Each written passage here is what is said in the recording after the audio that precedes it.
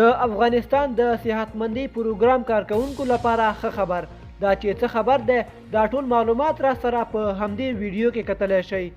سلام ستړي مشئ په AFG پلس چینل کې درته ښه راغلاست وایم. AFG پلس چینل تل ستاسو په چوپړ کې همدا اوس د سره چینل سبسکرایب کړئ. د افغانستان لپاره د روغتیا نړیوال سازمان استازي په دغه هیواد کې د صحتمندۍ پروګرام پر دوام ټینګار کړی دی. لیو ډیپني چې هر شنبه په کابل کې د طالبانو د ریاست الوزرا د سیاسي مرستیال مولوي عبدالکبیر سره لیدنه کې ویلي چې د روغتیا نړیوال سازمان استازي په افغانستان کې د صحتمندۍ پروژې د دوام لپاره د روان کال تر پایه $80 میلیونه او تر راتلونکي کال تر نیمایي $100 میلیونه مالي سرچینې برابرې کړې دي.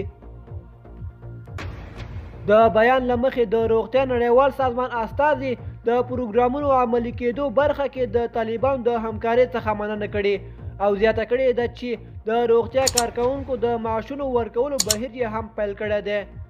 په دغه لیدنه کې یونیسف د روغتیایي برخې مسؤل ابو هم ویلي چې دوی هڅه کوي د افغانستان روغتیایي سیستم له سقوط څخه وژغوري او زیاته کړې ده چې په افغانستان کې پاتې کېږي تر څو افغانانو ته ښه روغتیایي خدمات وړاندې کړي. په افغانستان کې د پولیو واکسین مسعود حامد جعفری هم ویلي چې د پولیو په تیر کمپاین کې 9 میلیونه ماشومان واکسین شوي دي.